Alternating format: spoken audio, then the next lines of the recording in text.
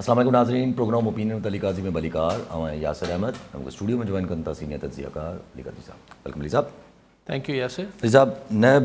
Amendment जेको थियल हुई उनखे पोइ बंदियाल साहब उॾारे छॾियो हुयो, पोइ वरी सुप्रीम कोर्ट में गवर्नमेंट जेका आहे उहा अपील में हली वई। उहा अपील ते अॼु ॿुधणी हली पई, इमरान ख़ान साहब जेके आहिनि उहे प्रेज़ेंट थिया पाण, ऐं पोइ उते सभिनी जा दलील ॿुधा विया, सभिनी वकीलनि जा, ख़ुदि ख़ान साहब जा दलाल बि जेके हुया उहे ॿुधा विया। ख़ान साहब त चवनि था त भई नैब जेका आहे उहा मुंहिंजे कंट्रोल में बि न हुई, नैब हिननि जे कंट्रोल में बि न आहे, नैब में असां कोई डिसाइड न करे सघंदा आहियूं, त थर्ड एम्पायर अपॉइंट करे छॾींदो आहे। पर ख़ान साहब बेसिकली इहो चवणु चाहिनि पिया त नैब जेका आहे इदारो ग़लति न आहे, पर ज़ाहिर हुनजो यूज़ ग़लति आहे। जेको इमरान अॼु चयो वीडियो लिंक ते जेको हाज़िरी में त भई इदारो त नैब छा को बि ग़लति न हूंदो आहे, पर उनजो जॾहिं इस्तेमालु ऐं हुनजा जेके अफ़ाल आहिनि उहे बुछड़ा थी वञनि त हू इदारो ख़राबु थींदो आहे न। हीअ नैब जॾहिं सैफ़ुर रहमान जे ज़माने में नवाज़ शरीफ़ जे दौर में ठहियो हो, हुन वारे नैब हो या अकाउंटेबिलिटी ब्यूरो, एहतसाब ब्यूरो हो, सिर्फ़ु क़ौमी न हो हुन अकाउंटेबिलिटी ब्यूरो, पोइ नेशनल अकाउंटेबिलिटी ब्यूरो थी वियो। त उहो ज़ाहिर सैफ़ुर रहमान जेका शइ हलाए हा ज़ाहिर धुर हो ऑब्वियसली। त हींअर लेकिन तव्हां जेको चलो ई तव्हां अदालत फ़ैसिलो कंदी, जेको अदालत मुनासिबु सम्झंदी त फ़ैसिलो महफ़ूज़ थी वियो आहे नैब जे हवाले सां। लेकिन ॾिसो दुनिया में इहे सभु मामलात पार्लियामेंट तय कंदी आहे, उते ई बहस थींदा आहिनि, उते ई सभु कुझु थींदो आहे। पोइ हिकिड़ी ठीकु आहे गवर्नमेंट जो वधीक मञी वेंदी आहे, पर अपोज़िशन जी राय खे बि थोरो अकोमोडेट कयो वेंदो आहे, छाकाणि त मक़सदु कंहिंखे विक्टिमाइज़ करणु न हूंदो आहे, को पोयां खां ॾोरियूं न हिलाए रहियो हूंदो आहे। पार्लियामेंट पंहिंजो विज़डम अप्लाई कंदी आहे। असां वटि हर शइ अदालत में आहे, हर शइ अदालत में आहे। अच्छा, हाणे जंहिं मुल्क में करप्शन उरूज ते हुजे, उन मुल्क जी जेका करप्शन जे ख़ात्मे जो इदारो आहे, उनजो ख़ुदि एतिरो तकरारी थियणु तमामु घणो तकरारी थी, त पोइ छा ही इदारो करप्शन खे ख़तमु कंदो? ऐं करप्शन जी हमेशह चवंदो आहियां त हिन मुल्क जो अगरि तव्हां कोर इशू किथां वठंदो त मदर ऑफ ऑल प्रॉब्लम्स हिते करप्शन आहे, ऐं एॾी शदीद आहे करप्शन तमामु घणी आहे जो बाक़ी हाणे असीं पोइ ऑस्टेरिटी मेजर्स ते वठंदा आहियूं त सादगी करे वठूं, हीउ इदारो बंदि करे वठूं, हीउ इदारा विकिणी छॾियूं, पर करप्शन नथा बंदि कयूं। अगरि उहो बंदि कयूं त काफ़ी ज़िंदगी असांजी आसान थी वञे ऐं मईशत जो फीथो बि वधीक बहितर हले। ख़ैर एनीवेज़, सो ख़ान जेको आहे काज़ी फ़ाइज़ साहिब ते थोरो ॾुख जो इज़हार कयो त तव्हां लाइव जेके नशरियात न हलाइण जो जेको हुकुम लिखियो हुन में चयो त को ग़ैर ज़िम्मेवाराणो बयानु त ख़ान चयो त ख़ान पाण ॾे सम्झो, ज़ाहिर ख़ान ई आहे हुन में, त मूंखे ॾुख थियो आहे त भई तव्हां मूंखे ग़ैर ज़िम्मेवार चयो आहे। त काज़ी फ़ाइज़ साहिबु चवनि था त हीअ हाणे असां फ़ैसिलनि ते वज़ाहत जज कोन ॾींदा आहिनि, तव्हांखे एतिराज़ आहे, तव्हां नज़रसानी जी अपील करे छॾियो। लेकिन ठीकु आहे, काज़ी फ़ाइज़ ईसा साहिबु ज़ाहिर जज हूंदो आहे, लेकिन इंसान बि हूंदो आहे। फ़ाइज़ ईसा साहिब जी हिकिड़ी पूरो इमरान ख़ान जे दौर में हिकिड़ो पूरो सिलसिलो हो, पाण सभिनी ख़बर आहे जेको उन्हनि खे तकलीफ़ूं आयूं, सभु शयूं थियूं। सो लेकिन बहरहाल हाणे हिते त मामिलो जस्टिस जो आहे ऐं ॾिसूं तंहिंजो छा फ़ैसिलो अचे थो। लेकिन दुनिया में कमु पार्लियामेंट कंदी आहे, जुडिशरी में न वेंदा आहिनि। अच्छा, आहे त ठीकु आहे, पर ॻाल्हि हिकिड़ी ज़हन में इहा बि त अचे थी न त ठीकु आहे इम्पोर्टेंट केस आहे, वॾो ज़रूरी केस आहे, बट हिन वक़्तु जेका मुल्क जी हालत आहे, NAB is there or not there, what difference would it make? सही था चओ, असांजा हालात हीअ आहिनि। असीं 2024 में आहियूं, असां 2022 में हुआसीं, असां 2020 में हुआसीं, 2018 में, 2010 में, 1970 में। नैब छा कंदी आहे? नैब एंटी करप्शन जा इदारा, हीअ त जेतिरो तव्हां ठाहींदा वेंदो तव्हांजी करप्शन जो जेको आहे उहो वधंदो वेंदो, रेट वधंदा वेंदा, रेट वधंदो। छाकाणि त जेसि ताईं ब्यूरोक्रेट्स खे रखंदड़ हुकुमराननि जी अकाउंटेबिलिटी नथी थिए, यानी पॉलिटिशियंस, या अगरि असां वटि नॉन सिविलियन जॾहिं पावर में ईंदा आहिनि, जेसि ताईं हुननि जी अकाउंटेबिलिटी नथी थिए तेसि ताईं तव्हां करप्शन कीअं ख़तमु? ऐं हुननि जी अकाउंटेबिलिटी नैब नथी करे सघे। हिकिड़े MNA MP वज़ीर जी अकाउंटेबिलिटी कंदो आहे माण्हू, ख़ल्क़े ख़ुदा जी हा जी हा ऐं असां वटि रवाजी न आहे ते को करप्शन ते पंजाब ऐं हिन पासे हीउ जेको ख़ान जी पॉपुलैरिटी वधण जो हिकिड़ो रीज़न आहे इहो ई आहे केपी में जेको केपी में हू जॾहिं खटक चीफ मिनिस्टर थियो त उहो माण्हुनि खे उते मज़ो आयल आहे हिते असांखे कॾहिं ॾेखारे न पियो ख़ैर अॻिते हलूं था पिया अच्छा अॼु शेख रशीद हुजे उमर अयूब हुजे उमर अयूब साहब बि चवनि था वॾो झटको अचण वारो आहे महीने में गॾो गॾु इहो बि चवनि था पिया त ईद खां पोइ असां हिकु वॾी तहरीकूं प्लान कयल आहिनि असांजियूं वरी गॾो गॾु इहो बि चवनि था त हिन साल जेको आहे उहो कहिड़े बि हाल में गवर्नमेंट जेका आहे उहा घर हली वेंदी हीअ जेका बीठल आहे शेख रशीद साहब चवनि था फ़ौज जी बस तमामु घणी इज़त आहे असांजे मुंहं में मतिलबु असां वटि पर ही केसिस कहिड़ा केसिस आहिनि 90% माण्हू जेके आहिनि उहे ग़लति एडमिट थियल आहिनि शेख रशीद साहब बि चवनि था त महीने खन में अची जेको आहे को अची सघे थो जी शेख रशीद चवनि था 45 ॾींहं 1.5 महीनो ऐं हू उमर अयूब हमेशह नाले में कंफ्यूज़ थींदो आहियां असद न उमर उमर असद उमर साहब बि आहे हा असद उमर बि आहे त उमर अयूब जेके आहिनि इहे त अयूब ख़ान जा पुट आहिनि त ही चवनि था महीनो हू चवनि था 1.5 महीनो लेकिन तव्हांखे यादि हूंदो त को 20-25 ॾींहं पहिरीं महीनो पहिरीं ख़ान बि इहा ॻाल्हि कई हुई त जून जुलाई में को त पाण उन महिल बि डिस्कस कयो त छा थियण वारो आहे जून जुलाई में अॼु वरी जॾहिं शेख रशीद ऐं उमर अयूब चवनि पिया त महीने 1.5 में कुझु थियण वारो आहे त छा थियण वारो आहे छाकाणि ज़ाहिरी तरह छा थी सघे थो मिसाल पाण इहे वेठा आहियूं सोचूं छा थी सघे थो मिसाल पाण सोचूं त ख़ान खे कोर्टनि मां रिलीफ मिली वेंदो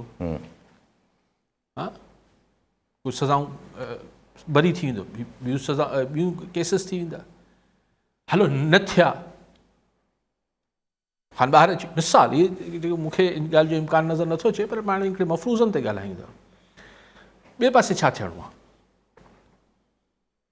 कुझु बि न ज़ाहिरी तरह त पावर स्ट्रक्चर में किथे बि पाण खे को पीपल्स पार्टी ऐं नवाज़ लीग में को इख़्तिलाफ़ नज़र न पियो अचे जो हुकूमत लुॾी वञे को इस्टेब्लिशमेंट ऐं PTI जे विच में को ज़ाहिरी तरह का वेझड़ाइप नज़र नथी अचे जो पाण चऊं त कुझु थिए पियो त आख़िर थिए छा पियो मईशत उहो त प्रॉब्लम में आहे असीं कॾहिं IMF वटि वञूं था पोइ चऊं था हीअ मसइला हल करे छॾींदी पोइ असीं अमेरिका वटि वञूं था बसि अमेरिका सां MOU साइन कयूं था कल्ह नवाज़ शहबाज शरीफ़ साहब चाइना वियो 32 MOU साइन हाणे मेमोरेंडम ऑफ अंडरस्टैंडिंग MOU तव्हां जेतिरा वणे करे वठो मामूं ठाहिणु सो MOUs त साइन थी वञनि था हाणे हिन सां अगरि को बहितरी अचे थी त ख़ुदा ख़बर त इहो किसो बि ईअं हले पियो त पोइ किथां ही फोर्सी किथां थिए पियो त हिनजा 2 सबब थी सघनि था हिकिड़ो इहो जेको अगथियूं थियनि पियूं हिकिड़ो हुनजो सबब थी सघे थो निज सियासी तज्ज़ियो ठीकु आहे लेकिन आउं नथो सम्झां हुन सियासी तज्ज़ियो पाण करे वठूं था ठीकु आहे आउं नथो सम्झां त ख़ान उमर अयूब या शेख रशीद सियासी तज्ज़ियो करे रहिया आहिनि ही इंफॉर्मेशन बेस्ड तज्ज़ियो आहे उमर अयूब साहब हिते हिन जी ॻाल्हि उमर अयूब साहब पंहिंजे इंटरव्यू ॾियनि पिया त उते इहा ॻाल्हि बि कयूं हवा का रुख बदला है लेकिन अभी पूरी तरह नहीं इहा ॻाल्हि तव्हांखे कयां पियो त इमरान ख़ान उमर अयूब ऐं शेख रशीद तज्ज़ियो मालूमात जे आधार ते कनि पिया हिकिड़ा तज्ज़िया हूंदा आहिनि त जीअं पाण कंदा आहियूं हा जे सोजरे ते हिकिड़ा हूंदा आहिनि तव्हांखे इंफॉर्मेशन हूंदी आहे पोइ तव्हां सोर्स कोट करण खां सवाइ ज़रियो ॿुधाइण खां सवाइ तव्हां चवंदा बसि हीअं लॻे थो त 1.5 महीने में कुझु थी वेंदो त हाणे अगरि लॻे थो जंहिं अगरि का इंफॉर्मेशन आहे हिननि टिनी वटि त ज़ाहिर सवाइ हिन ॻाल्हि जे ॿी कहिड़ी ॻाल्हि थी सघे थी त जेका पाण ॻाल्हि कंदा हुआसीं को 2-3 महीननि खां 4 महीननि खां त 8 फरवरी खां पोइ PTI ऐं इस्टेब्लिशमेंट जे विच में इंतिहाई गैर रस्मी ऐं गैर रवाजी ऐं बिल्कुलु ख़ुफ़िया किथे ख़ुफ़िया लफ़्ज़ सही न हूंदो गैर रस्मी ॻाल्हियूं हली रहियूं आहिनि त पोइ शायदि हीअ जेके ॻाल्हियूं थियनि पियूं जून जुलाई छाकाणि त जून जुलाई में का रिटायरमेंट बि मूंखे थींदे नज़र न पई अचे त पोइ हीअ छा जून जुलाई थिए पियो को अहिड़ी का रिटायरमेंट थींदी हुजे न त माण्हू चए भई हू फलाणो हलियो वेंदो त पोइ हीअं थी वेंदो त मतिलबु इहो आहे त हू ॻाल्हियूं किथे न किथे सुरनि पियूं अॻियां ऐं हिननि जो तज़ियो इहो आहे त जून जुलाई ताईं उहो रास थी वेंदियूं पर अगरि पाण हाणे इहो त हिन ही जेको चवनि पिया पाण अगरि सियासी तज़ियो कयूं जंहिंजे लाइ पाण टाइम लाइन नथा ॾेई सघूं त हीउ 1.5 में थींदो 2 में उहो वरी उहे फैक्टर्स आहिनि त तव्हां माण्हुनि जी महांगाई वधे पई माण्हुनि ते महांगाई जो अज़ाब आहे माण्हुनि ते गर्मी जो अज़ाब आहे नोटिफिकेशन जारी थी वियो 3.5 रुपया बिजली जो माण्हुनि ते बिजली जो जेके बिलनि जो बम पिया फाटनि महांगाई शदीद आहे गर्मी आहे लोड शेडिंग आहे गैस शेडिंग आहे बेरोज़गारी आहे अमन अमान आहे मुख़्तलिफ़ कावड़नि माण्हुनि खे हाणे उहो किथां मतिलबु ही हिकिड़ो ज़ाहिरी तरह उहो माहौल लॻे थो त अगरि हिते को ख़ुदा न ख़ास्ता चिंग लॻी त थींदो न हिकिड़ो मुंहिंजो इम्कान मौजूदु आहे पर तव्हां हुनजी अॻु नथा करे सघो अच्छा पोइ अगरि ज़ाहिर सी ॻाल्हि आहे जॾहिं एॾो मोमेंटम गेन अप थिए थो त पोइ त ईद खां पोइ अगरि हीअ जेके चवनि था पिया अगरि चलो जून जुलाई जेके न बि मञूं त ईद खां पोइ जेको आहे अगरि ही शुरू था थी वञनि मौलाना फज़ल रहमान ऐं जी छांव में PTI ऐं सभु एहतिजाज करणु सर ॾिसो जेको आउं ॻाल्हि कयां पियो उहो को सियासी पार्टियुनि जो आउं एहतिजाज न पियो चवां हू अगरि थींदो आहे त ऑर्गेनिक थींदो आहे उहो पोइ कंहिंजे चए वस में न हूंदो आहे हीअ जेको सियासी पार्टियुनि जो एहतिजाज आहे हीअ जेको चवनि पिया त ईद खां पोइ ही शुरू कंदा PTI ऐं JUI हिकिड़ो त JUI जॾहिं हुनजी पंहिंजा कुल्हा हिननि खे ॾींदी PTI खे इस्तेमालु करण लाइ त ज़ाहिर सोचे सम्झे कंदी न उहो हिननि जी फरमाइशन त न कंदी उन्हनि खे बि जॾहिं सो ईद खां पोइ हूंदो जून ऐं अञा गर्मियूं टुटियूं न हूंदियूं जून में ईद आहे न हाणे 16-17 ते त अगरि जुलाई में बि पोइ बरसातूं अची वेंदियूं बहर अगरि ऐं ॾिसो JUI वरी तहरीक ईअं हलाए बि हिकिड़ो वॾो जलसो करे छॾियऊं तहरीक वरी गुम थी विया वरी हिकिड़ो साईं हितां मार्च कयूं हिकिड़ी रैली कयूं ऐं हिन सां त हुकूमतूं कोन ख़तमु थी वेंदियूं आहिनि अब्दुल हकीम घुमर टिकराटू मां जी घुमर साहब छा चवणु चाहींदा असांजे अली काज़ी साहिब जो सलाम आहे असांजे अली काज़ी खे इहो अर्ज़ु आहे बिलावल साहिब कल्ह चयो आहे वज़ीरनि खे छंड पटी आहे तव्हांजी कारकर्दगी सही कान्हे का ऐं 3 महीननि खां पोइ वज़ीर आला खां रिपोर्ट वरितुसि ही जेके बि बोरियूं मिलियूं आहिनि सभु API में मिलियूं आहिनि ग़रीबनि खे का शइ कोन मिली आहे ही खानपुर जा छकराट जा रोड रस्ता इहे सॼा टुटरा पिया इहो बि बिलावल साहिब को इलाइक़े जा चकर हाणे इन्हनि वज़ीरनि ते हाणे कहिड़ो भरोसो आहे जंहिंजो मुंहुं सॼो ॾींहुं करप्शन में ॿुधल आहे सॼो ॾींहुं करप्शन आहे जी ठीकु आहे साईं साईं चवंदा वज़ीरनि जे करप्शन जे मुंहुं सभु कुझु हथ वथ अहिड़नि वज़ीरनि मां कहिड़ी उमेदु आहे बिलावल साहिब जेको आहे छंड पटनि था पिया छा फ़र्क़ु ॾिसो बिलावल भुट्टो ज़रदारी साहिब त हुननि जी पार्टी जो चेयरमैन आहे पंहिंजे वज़ीरनि खे MPs खे छंड पटे पियो न पियो पटे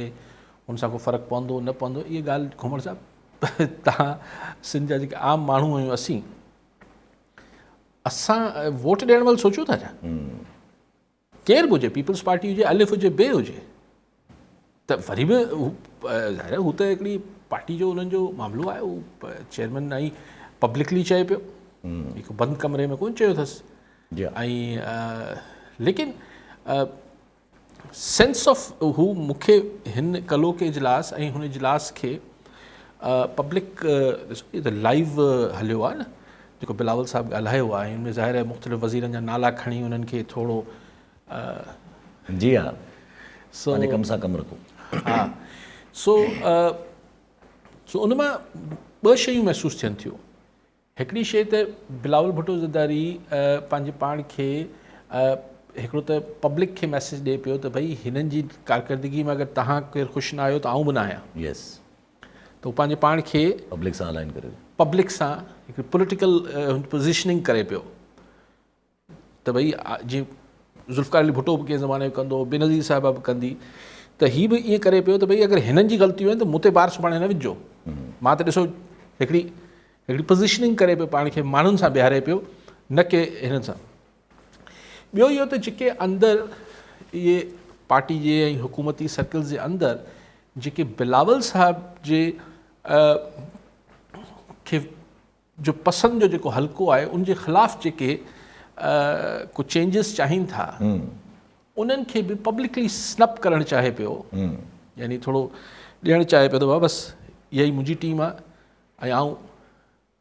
तव्हां पंहिंजा कमु ठीकु कयो। मिसाल CM लाइ चवनि था, ॻाल्हियूं जेके CM लाइ क्लियरली चऊं त भई वज़ीरनि खे तव्हां मॉनिटर कयो त हू टाइम ते अचनि। जी हा, त अगरि हिन में छा मतिलबु, ज़ाहिर CM त बॉस हूंदो आहे मिनिस्टर, लेकिन मैसेज इहो क्लियर ॾिनो बिलावल साहब त भई अगरि वज़ीरनि खे थोरो पुछाणो तव्हां वधायो, मुराद अली शाह इज़ ऐं अगरि केरु अंडर इन तव्हांजे वज़ीर फिज़िकल वज़ीर तव्हांजे अंडर आहिनि, ऐं वज़ीरनि खे सम्झणु, अगरि कोई इहो सम्झे पियो त हू तव्हांजे अंडर न आहे त थोरो हौसलो झले। ऐं आउं मुराद अली शाह सां गॾु आहियां। क्लियर वरी मुराद अली शाह खे एक्चुअली कलो की हुनजा जेके ॿिया मतिलबु केरु कढे थो कढे, पर हिकिड़ो इहो बि मतिलबु निकितो कलो की लाइव कवरेज सां त बिलावल साहब पंहिंजो फुल वज़न जेको आहे उहो मुराद अली शाह जे हक़ में रखियो आहे। सो हिन सां ज़ाहिर अच्छा तव्हांखे ज़रा वज़न कॉलर वठी ॾिनो। गुलाम अकबर शेख खैरपुर मीरत मां। जी शेख साहब छा चवणु चाहींदा? सर अस्सलाम वालेकुम सर। वालेकुम सलाम सर आउं खैरपुर मीरत खां गुलाम अकबर शेख पियो अर्ज़ु कयां। आउं एजुकेशन में non teaching staff lower staff मुलाज़िम आहियां। जी साईं। साईं असांजी 2017 खां हिन वक़्त ताईं टाइम स्केल जो नोटिफिकेशन न निकिरी सघियो आहे। हालांकि सिंध गवर्नमेंट असां सां 3 दफ़ा वाइदो कयो त बाबा हिन कैबिनेट मीटिंग में असां तव्हांजी समरी पास कराईंदासीं, पर 2017 खां 7 साल थी विया आहिनि, को बि माना खड़ते न निकिरी सघियो आहे। ऐं असांजे इदारे में उस्तादनि खे टाइम स्केल मिले थो, क्लार्क साहिबान खे टाइम स्केल मिले थो, ऑफिसर साहिबान खे टाइम स्केल मिले थो, ऐं अलाह तव्हांखे हयाती ॾे। जी साईं ठीकु आहे। जी साईं, टाइम स्केल जो मसइलो जेके नॉन टीचिंग स्टाफ जी हा, हा साईं मिलणु खपे, ॿियनि खे मिले थो त तव्हांखे मिलणु खपे। अच्छा सवाल ज़हन में अचे थो बिलावल साहब, जॾहिं खां PDM 1 ठही आहे, थोरो घणो असेंबली में पहिरियां हिकिड़ो चकर असर्ट कयूं पंहिंजे बाल साहब जे मथां, नवाज़ शरीफ़ जे मथां हिकिड़ी तकरीर कयूं बाक़ाइदा, जंहिंमें चयूं त इहा सियासत न कयो ऐं विसारियो हुन सियासत कई। वरी पोइ उनखां पोइ कुझु बाद में कुझु ॻाल्हियूं कयूं जिन खे असर्ट करण जी कोशिशि कयूं। त बिलावल साहब जॾहिं बि असर्ट करण जी कोशिशि कंदा आहिनि त किथे न किथे ज़दाई साहब रिस्पॉन्स या कुझु अहिड़ो अची वेंदो आहे। हींअर बि वरी बिलावल साहब असर्ट करण जी कोशिशि कनि था। हा, लेकिन हींअर फ़र्क़ु इहो आहे त ज़रदारी साहब हींअर प्रेसिडेंसी में वेठा। जी हा, सो ओपनली शायदि मूंखे ख़बर न आहे। ऐं हींअर ओड़ो उहो असर्ट न कयो आहे न, पोइ भेरे त हू सिधा नाला खणनि पिया न। जी हा, ऐं डिसएग्री कनि पिया पंहिंजे फादर जी बयानीअ सां या पॉलिसी सां। हिन दफ़े त कुझु हुननि त कंहिंखे कुझु न चयो आहे, हुननि त सिर्फ़ु चयो आहे त मुराद अली शाह विल कंटिन्यू। सो हाणे इहा ॻाल्हि कंहिंखे ख़राबु लॻे या सुठी लॻे ज़रूरी थोरी आहे भई हिन ते ॾिसो। ॻाल्हि इहा आहे त हीअ जेको पार्टी ग्रुपिंग हुजे थी, पाण कल्ह बि डिस्कस कयो त हीअ सदाईं पीपल्स पार्टी में रही आहे, नवाज़ लीग में आहे, PTI में आहे, इवन हिकिड़ी जेके लंडन वारी MQ हूंदी हिकिड़ी फाशिस्ट तंज़ीम हूंदी, पर उन में बि ग्रुपिंग हूंदी आहे। जिथे बि इहो हुजे थो पार्टियुनि में त ग्रुपिंग हुजे थी, हिन में को अजीब ॻाल्हि न आहे, छाकाणि पावर आहे न, कुर्सी हिकिड़ी आहे, कुर्सी जा ख़्वाहिशमंद 50 आहिनि, त ज़ाहिर झुंडापट त थींदी न, त उहो को अजीब ॻाल्हि न आहे। पर असांजे जेको मुल्क आहे हिन में छाकाणि त जमहूरियत तमामु घणी आहे असां वटि, तमामु सवाई आहे, असांखां मतिलबु बर्दाश्त खां ॿाहिरि आहे, तंहिंजे करे हिन ते डिस्कशन्स घटि थींदा आहिनि। छाकाणि त फ़ौरन चयो वेंदो आहे पार्टी जा अंदरूनी मामलात आहिनि, ऐं सही पार्टी अंदरूनी मामलात के फैमिली मैटर ते नथा ॻाल्हायूं, लेकिन बहरहाल इहो फ़ौरन अंदरूनी मामिलो थी वेंदो आहे। कमाल आहे, पार्टी हिकिड़ी पब्लिक का बि पार्टी हुजे, पब्लिक प्रॉपर्टी हुजे थी, उते छो न ॻाल्हाइजे, लेकिन असां वटि इहो थिए त साईं त अंदरूनी मामलात ते ॻाल्हायो, ऐं 100 सैकड़ो ॻाल्हि सही हुजे पर तरदीदूं अची वेंदियूं, ॿई धुरियूं तरदीद करे छॾींदियूं। सो इन करे हीअ ॻाल्हि घटि निकिरे। दुनिया में हीअ तव्हांजे पाड़ेसरी मुल्क में त खुलेआम ॻाल्हियूं खुलेआम थी। जी हा, जी हा, बसि हिते थोरो ढकियल छुपियल हो। अच्छा पाड़ेसरी में पाड़े में दिलचस्प सूरत पैदा थियल लॻी पई आहे। मोदी कंफ्यूज़ आहिनि अञा, BJP वारा ऐं सभु कुझु न, प्राइम मिनिस्टर त थिए थो, लेकिन मूं जेको अॼु अख़बार में पढ़ियो त हू जेके हुनजा 2 इतिहादी आहिनि, नीतीश कुमार बिहार वारो चीफ मिनिस्टर ऐं बाबू चंदन नायडू जेको आंध्र प्रदेश। नीतीश कुमार त 2 महीना 3 महीना अॻु ताईं हीअ जेको इंडिया अपोज़िशन जो उन्हनि जो आहे हुनजो बानी मेंबरनि मां आहे, हुन इतिहाद खे ठाहींदड़नि मां बुनियादी मेंबरनि मां हिकिड़ो आहे नीतीश कुमार। पोइ 2 महीना पहिरीं ज़ाहिर इंट्रस्ट ॾिठो हूंदो ई पंहिंजा मुफ़ाद, तो फिरी हिन पासे आयो आहे BJP वारे पासे। सो उनजा तमामु वेझा रस्ता आहिनि। हिन जेको अपोज़िशन जो इंडिया जेको अपोज़िशन इतिहाद आहे तमामु वेझड़ाए पाए हुनजी।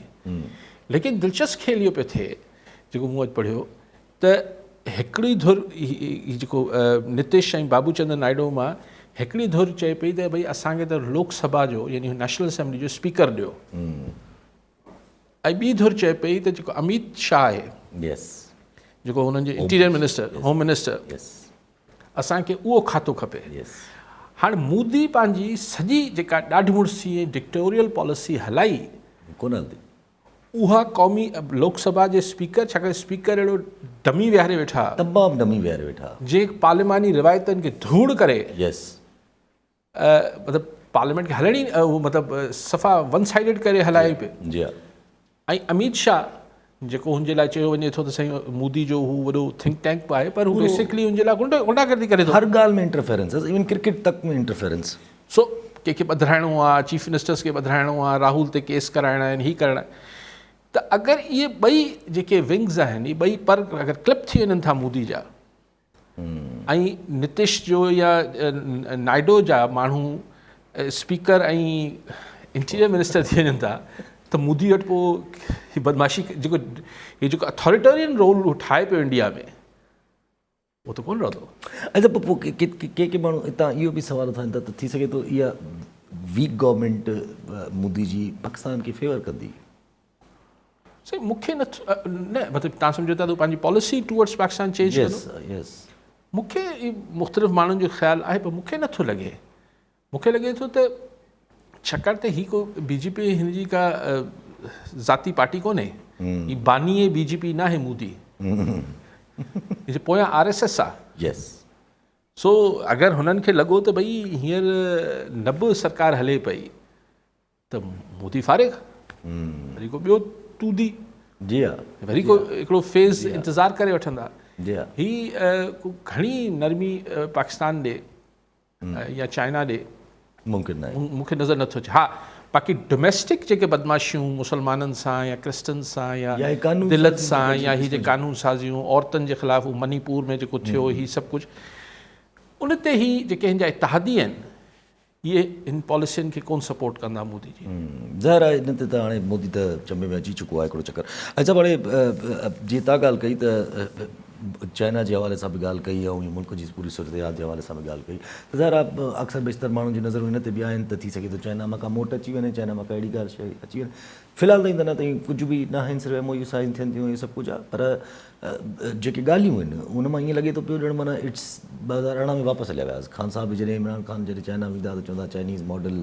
चाइनीज़ मॉडल पाकिस्तान खे अडॉप्ट करणु खपे। कहिड़ो चाइनीज़ मॉडल? हाँ, शहबाज शरीफ़ उहो इमरान ख़ान वारी ॿोली शुरू कई आहे त असांखे चाइनीज़ मॉडल अपनाइणु खपे, असांखे हीअं कर। चाइना जो कहिड़ो मॉडल आहे? अथॉरिटेरियन रूल आहे, हिकिड़ो कम्युनिस्ट पार्टी आहे, वन पार्टी रूल आहे उते। उहो शौक़ु जेको इक़्तिदार में अचे थो उनखे इहो थी वञे थो त यार बसि आऊं थी वञा प्रेसिडेंट शी ऐं पोइ मूंखां केरु पुछण वारो न हुजे। छा मतिलबु आहे? मॉडल कहिड़ो मॉडल? ॻाल्हि आहे त हुननि त भई इमरान हू मिसाल ॾींदो त भई चाइना वारा ईअं फांसियूं ॾेई छॾीनि था करप्शन ते ऐं हीअं करे छॾीनि था, हू करे छॾीनि था। भई त उहो चाइना आहे न, त पोइ हुते केरु चए थो त जेको आहे ह्यूमन राइट्स जी थिए थी? केरु चए थो? चाइना असांजो दोस्त आहे मुल्क बतौर मुल्क। लेकिन हाणे इहो त केरु नथो चई सघे न चाइना में डेमोक्रेसी आहे। चाइना में किथां डेमोक्रेसी आई? पोइ छा शौक़ु खयों बीठो आहे न पाकिस्तान खे बि जेको आहे उहो कॉन्स्टेंट इहो ई शौक़ु खयों बीठो आहे असां चाइना जो। असां त जॾहिं डिक्टेटरशिप रहियूं आहिनि असां वटि, अयूब ख़ान खां वठी वियो मुशरफ ताईं, त मुल्क ॾाढी तरक़ी कई भई। हा, वॾी त जेको पैसो मुल्क टुटी पिया। जी हा, जी हा, जी हा। घणा मसइला हुआ। हिकिड़े चकर मुल्क टुटे, ॿियो चकर बलोचिस्तान, वरी चमन में एहतजाज शुरू थियल आहे। इहो ई साॻियो टेररिज़म जा केसिस ऐं माण्हुनि खे गुम करणु। ॾिसो, बलूचिस्तान सां त ट्रेजिडी हिकिड़ी इहा बि आहे यासिर त उन ते हिकिड़ो लोहे जो पर्दो बि विधल आहे न। पूरी शयूं ॿाहिरि निकिरनि नथियूं हालांकि 3 ॾींहंनि खां इहो एहतजाज हले थो त पोइ हुनखे सख़्ती सां हर शइ खे यानी उहो जेको ग्वादर में वीचारा पंहिंजी फिशर्स पंहिंजो हिकिड़ो मुहाणा हुआ उहे पंहिंजे लोकल इशू से निकिता त उनखे बि ॻंढे छॾियूं त हीअ बलूचिस्तान जे जॾहिं की हुनजो लीड बि हुनखे हू करे रहियो जमात इस्लामी जो हिकिड़ो हिदायत रहमान साहब मौलाना हिदायत रहमान साहब मौलाना मतिलबु हुनजो को अलहदगी पसंदी आहे लेकिन असां वटि हिन बलूचिस्तान वारे साइड ते बिल्कुलु इहो रखियलु आहे त उन्हनि जे लोकल इशूज़ ते बि उन्हनि खे बसि उहो ई चुप कराइणो आहे ऐं ताक़त इस्तेमालु करणी आहे ख़राबु त ईअं ई थींदा आहिनि मामला एग्ज़ैक्टली पोइ हितां ई त पोइ चिड़गा लॻनि थियूं पोइ ख़राबु थियनि थियूं अच्छा चवनि था पिया नसरुल्ला गडाणी जो केस जेको आहे उहो कुझु सॉल्व थियण जे क़रीब आहे को माण्हू पकतो अथऊं को गार्ड आहे कंहिं वॾी सियासी शख़्सियत जो चवनि था सही आहे पुलिस पंहिंजे सोर्सिस मां ही टाइम न्यूज़ ते हली स्टोरी पुलिस पंहिंजे ज़रियनि मां इहो ॿुधाए थी त ईअं असां हिकिड़ो झलियो आहे ऐं हू बास सियासी शख़्सियत आहे उनजो गार्ड आहे ऐं हुन बकौल पुलिस जे ज़रियनि जे त हुन एतराफ़ बि कयो आहे हाणे बहरहाल पुलिस अञा उनखे प्रेस कॉन्फ्रेंस चए पई त अॼु शाम ताईं कंदासीं पर कई त कोन्हे पर मुंहिंजे लाइ सुवालु इहो आहे त इहो छा इहो थींदो त हू ॿुधाईंदो गार्ड जीअं जेको बि हू आहे मुबैना तौर ते क़ातिल उहो इहो ॿुधाईंदो हुन इहो ॿुधायो आहे त हुन कंहिंजे चवण ते मारियो आहे छाकाणि चयो इहो ई पियो वञे त हुन एतिराफ़ी बयान में इहो चयो आहे त हीअ सोशल मीडिया ते असांजे चङनि जे ख़िलाफ़ु ॻाल्हाईंदो हीअं की मुबैना तौर ते हाणे हीअ सभु ॻाल्हियूं मुबैना आहे या हू अची जीअं थींदो आहे असां वटि भोतार जेके चवंदा आहिनि त भई कॾहिं फांसी पवंदा आहिनि त भई हिकिड़ो हमरा ॾींदा आहिनि साम्हूं बाबा थाणे चओ त भई तो कयो आहे ऐं को बि ज़ाती इल्ज़ाम हणी छॾ त मूंसां हीअं हो प्लाट ते तकरार हो अलिफ बे पे पर आउं तोखे छॾाए वठंदुसि पोयां ऐं फैमिली तुंहिंजे ख़ानदान खे आउं पाणे समय हू चवंदो साईं भोतार हुकुम कयो आहे जेल 2 साल टीप काटे था अचूं कहिड़ो मसइलो हुन लाइ त ॻाल्हि इहा आहे त हाणे ईअं अगरि थियो त पोइ त लिंक ई टुटी पवंदो न हाणे ॾिसूं त पुलिस केतिरी ईमानदारी सां अवल त हिन खे ज़ाहिर करे हीउ जेको माण्हू जेको एतराफ़ी बयानु आहे हिन खे ज़ाहिर करे छॾे छाकाणि त पोइ त हाणे हिन में वधीक इन्वेस्टिगेशन कहिड़ी करणी आहे मूंखे सम्झ न आहे अगरि एतराफ़ी बयानु अची वियो आहे ऐं कल्ह मूंखे हैरत थी त हिन ते सिंध गवर्नमेंट जेको आहे जुडिशियल इंक्वायरी जो ऑर्डर कयो आहे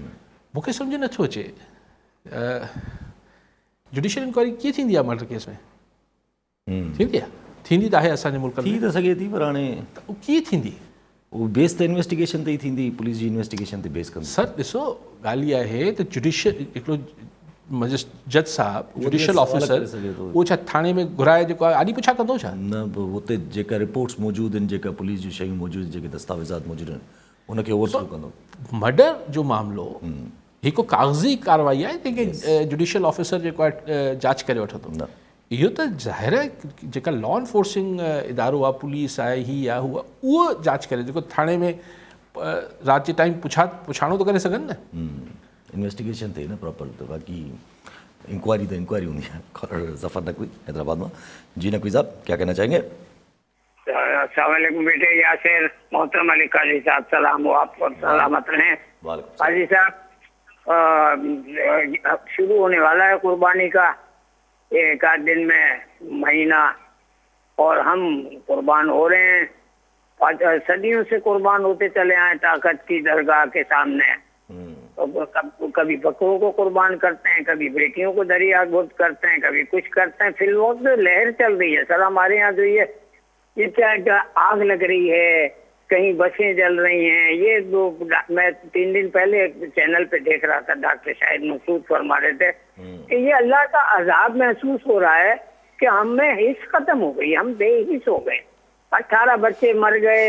उधर बस जल गई उधर कराची में ये हादसा हो गया इन हादसा के बाद फिर हमें एहसास नहीं होता कि हम कुछ सोचें कि ये पंजाब में हर जगह कोई ऐसा तो नहीं सर कि ये नाइंसाफी की सजा हमें इज्तिमाई तौर पर मिल रही हो महीना कुर्बानी का इंसाफ जस्टिस को किसी साहब के लिए कि उनके 2 बच्चे 7 साल बाद आते हैं 3 केस स्नैप के मिनटों में खत्म हो जाते हैं उनके केसेस खत्म हो जाते हैं तो कहीं ऐसा तो नहीं काजी साहब तो इस यानी हमें ये अकाउंटेबिलिटी के लिए जो सदियों पहले इस्लाम ने कहा था कि हमें एक से ऐसा कानून होना चाहिए जहाँ अदल नहीं, हजरत अली अलैहिस्सलाम का कौल है, वहाँ कुफर की हुकूमत चल सकती है। तो काजी साहब थोड़ा सा इसमें अपना शेयर करें सर कि ये हम इज्तिमाई अजाब से कैसे बचें सर। ये हम पे अजाब इलाही, हमें एक दूसरे से मोहब्बतें सिखाने के बजाय हमें एक दूसरे से यानी बस वैसे तो बड़ी बात बनते हैं हम एक दूसरे के हमदर्द और अंदरून खाना हम दुश्मनों में। तो काजी साहब जरा इस पर रोशनी डालिए सर थोड़ा नकवी साहब, ये जो आपने फरमाया कि ये जो हम पर मुसीबतों और मसाइल का एक पूरा भरमार है, इससे हम कैसे बच सकते हैं, इज्तिमाई हम पर मामलात हैं। देखिए, आप जब इसको अज़ाब इलाही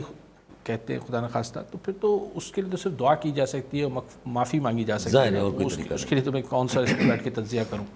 तो हम तो यही दुआ गो हैं कि गुनाहगार हैं, लेकिन अल्लाह अपना रहम फरमाए। लेकिन मैं ये समझता हूँ कि इसमें मतलब कुदरत को की तरफ जाने की बजाय हम अपने अमाल देख लें ना। हम जब कहते हैं कि जी मुझे बुखार है, यानी मैं एक फ़र्द इंडिविजुअल, तो मैं जाऊंगा डॉक्टर के पास, मैं इलाज कराऊंगा, मैं किसी हकीम के पास जाऊंगा, जो भी करूंगा नुस्खा लूँगा, उसको ठीक करूंगा अपने आप को। अब अगर मैं ना जाऊं, मुझे मालूम भी है कि इसका इलाज क्या है, अब मैं रोता रहूं कि मेरा कोई मसला हल कर दे, मेरा कौन करेगा मसला हल जब मैं खुद नहीं जाऊंगा। तो ठीक है, ज़्यादा दो चार घर वाले ज़बरदस्ती कर लेंगे, लेकिन अब इस उम्र में तो वो भी ज़बरदस्ती नहीं कर पाएंगे, बच्चे को तो ज़बरदस्ती ले जाएंगे। तो जब हम कहते हैं कि एक बतौर समाज अगर हम पर एक इज्तिमाई मसाइल हैं, तो इज्तिमाई तौर पे ही कुछ करना पड़ेगा ना। और वो दो ही तरीके हैं दुनिया में, मैं दूसरे तरीके की तरफ नहीं जाता हूँ, जो उसका पुरअमन और एक पार्लिमानी हल है कि वोट के ज़रिए चीज़ें ठीक करें। अब आप मुझे यकीनन कहेंगे जी देखें, पंजाब में वोट और केपी में वोट को, कराची में वोट को बहुत, यहाँ हैदराबाद भी इवन, ठीक आप सही कह रहे हैं कि उसकी नहीं तौकीर नहीं रखी गई है और उस तरह से उसको मैनेज एक दफ़ा हुआ ना, ये पहली दफ़ा हुआ, फिर अगली दफ़ा। हल तो यही है, शॉर्टकट नहीं है कोई, ये किसी के लेक्चर देने से किसी के और कोई तरीका है ही नहीं। बाकी तो ब्लडी तरीका है। फिर वो तो देखिए खूनी इनकलाब और ये सब, उस पर तो बहस नहीं करते ना। हम तो जो पुरअमन तरीका है, क्योंकि मसाइल लोगों के हैं। आप मुझे बताइए नकवी साहब कि जो आदमी आपके मोहल्ले, आप शायद लतीफ़ाबाद में रहते होंगे या जहाँ भी, अगर मिसाल हैदराबाद में मंशिया, अब मैं नाम हैदराबाद, तो मंशियात चलाता है, अब हम उससे उम्मीद करें अरे नहीं यार, ना लोगों को चस्प पिला, नौजवान तबाह हो रही है नस्ल, आइस मत दो, कोकेन में, यार नहीं करो, यार नहीं करो। वो पैसे कमा रहा है, वो पैसे कमा रहा है उससे, उस जहर बेचने के। जो एसएचओ और पुलिस वाला या एक्साइज वाला या XYZ एंटी नार्कोटिक्स वाला उससे भत्ता ले रहा है, अब बोले यार तुम भत्ता मत लो, इसको रोको, पैसे ले रहा है। तो मुतासिर कौन हो रहा है? आम आदमी। तो आम आदमी को ऐसी गवर्नेंस की ख्वाहिश रखनी चाहिए कि वो उस पुलिस वाले की, ऐसा पुलिस वाले लाए, ऐसे एक्साइज वाले लाए जो उधर मंशियात ना बिकने दें। यस, हैदराबाद में खुलेआम चीटिंग हो रही है। मैं कल भी हवाला दिया कि यानी प्राइवेट स्कूल्स में भी चीटिंग 9th मैट्रिक और फर्स्ट ईयर इंटर के एग्जाम से हो रही है। आप कहीं ओहो बोर्ड माफिया जो है वो छोड़, ऐसा थोड़ी होगा, लोगों को करना पड़ेगा सर। बाकी अगर आप कहते हैं कि कुदरत का अजाब है हम पर, तो उसके लिए फिर दुआ की जा सकती है। बाक़ी उस्ताद जी भरतूं जेके उहे, हाँ उहे भरमार वरी अॼु बि जेको आहे उहो चई छॾियो त महीने जे अंदरि पूरी कंदासीं जेके बि रिमेनिंग भर्तियूं आहिनि। ॾिसो अॼु सभु जीअं तव्हां ॻाल्हि कई त ज़रा मसइले जा हल ज़रा माण्हुनि जो इवेंचुअली डिसीजन माण्हुनि जो, पर उते बि त हाणे मसइले हल नथो थिए न। जेका हिन वक़्तु सूरत हाल आहे, हिकु तरफ़ चवनि था पिया त 45 ॾींहं 40 ॾींहं महीनो जेको बि आहे, ॿिए तरफ़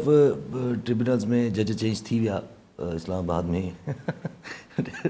इंट्रस्टिंग आहे रिटायर्ड जज हाणे ॾिसूं छा थिए थो छा नथो थिए चैलेंज त करे छॾियो आहे इलेक्शन कमीशन PTI वारनि पर का ख़बर न आहे ॿिए तरफ़ इहे ॻाल्हियूं न इन्हनि ॻाल्हियुनि सां पोइ इहे ॾिसो जेके बि क़ुवतूं हिन स्टेटस को जी हामी आहिनि हू ऊंधा सूंधा तमामु अजीब व ग़रीब भोंडा क़िस्म जा तरीक़ा इख़्तियार कंदा रहंदा